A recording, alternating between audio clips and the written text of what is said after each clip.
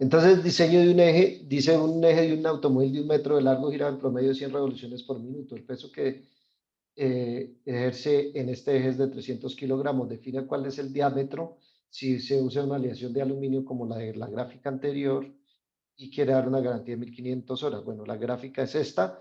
Fíjese que este es un fatigue stretch, es un modelo allí, pero digamos que es el que me sirve y tengo el número de ciclos y también me colocan las propiedades mecánicas de ese aluminio, es decir, yo tengo información.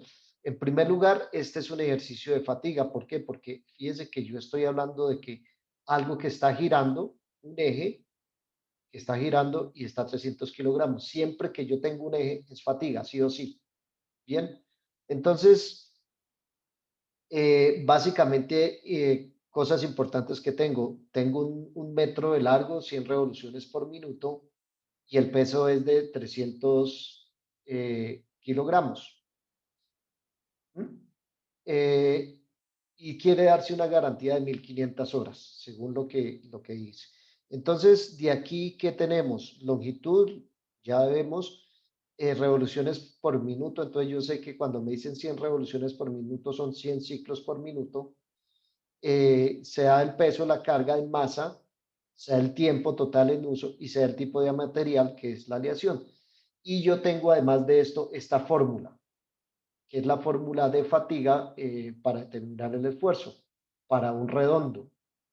Entonces, fíjese que aquí tengo esta fuerza, no tengo la fuerza, pero tengo la masa, por la aceleración tendría la fuerza, entonces la tengo acá, la longitud me la dan, lo que yo tengo es el diámetro y tampoco tengo cómo determinar ese esfuerzo. Entonces, desde ese esfuerzo, entonces tengo dos posibilidades, o que ese esfuerzo sea el límite de fatiga que está en las tablas, es decir, este señor de aquí, si esas 1500 horas de los que habla acá equivalen a 10 a la 100 ciclos, me tocaría mirar. Y por otro lado, si no equivalen a, o sea, si no son 10 a la 7 ciclos, es decir, no puedo utilizar la tabla, entonces tendría que utilizar la gráfica para determinar el número de ciclos, digamos, el esfuerzo a ese número de ciclos que, lo que les digo, no sería 10 a la 7. Para determinar el número de ciclos, entonces básicamente aquí tengo el número de ciclos por minuto por el tiempo que yo lo utilizo, entonces hago allí un análisis dimensional, 100 ciclos por minuto por 1500 horas, y ahora fíjese que esto no está cambiando, no está en la misma dimensión, entonces tengo que agregarle aquí minutos por hora, entonces hora y hora se me van, minutos se me dan y me quedan ciclos, es decir, me da 900.000 ciclos, que es 9 por 10 a la 6 ciclos. Fíjese que 9 por 10 a la 6 no es 1 por 10 a la 7, es decir, me faltarían 100.000 ciclos. De ahí entonces yo no puedo utilizar este primer concepto, que sería el concepto de esta tabla, sino que tendría que utilizar la gráfica y buscar 9 por 10 a la 6. Entonces voy aquí a la gráfica, ubico 10 a la 6, que es esto, y ahora le cuento 9, 1, 2, 3, 4, 5, 6, 7, 8 y 9. Entonces aquí sería 9 por 10 a la 6, y fíjese que aquí me está dando un rango. Obviamente yo voy a coger el valor menor para asegurarme, y entonces leo aquí cuánto, que son 50 megapascales. Es decir, en otras palabras, ese eje, con las dimensiones que tiene, con el material que tiene, que es el aluminio, este es el que me está relacionando, y al número de ciclos de 9.6, de 9 por 10 a la 6 ciclos, a ese número de ciclos me va a fallar, ¿sí? A esos ciclos si yo lo cargo a 50 megapascales, ¿sí? Y como recuerden que lo que yo estoy definiendo precisamente es el diámetro que depende del esfuerzo, entonces aquí yo voy a utilizar ese esfuerzo para calcular el diámetro. Entonces, aquí tengo esta ecuación, voy a partir de esta ecuación despejar el diámetro, lo tengo despejado, y entonces calculo, como tengo fuerza, recuerden que tengo masa. ¿Por qué sé que tengo masa? Porque me la dan en kilogramos. Si me la dieran en kilogramos fuerza, sería obviamente una fuerza. Si me la dieran en unidades de fuerza, también sería en newton, por ejemplo.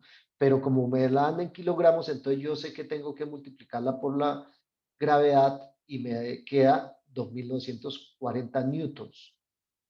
Y aquí entonces ya puedo reemplazar esto aquí y el resto de unidades las tengo. Longitud 1000, me hice un metro, todo siempre lo voy a convertir a milímetros porque la gran mayoría de las veces todos los datos de los esfuerzos vienen en megapascales y megapascales es un newton sobre milímetro cuadrado.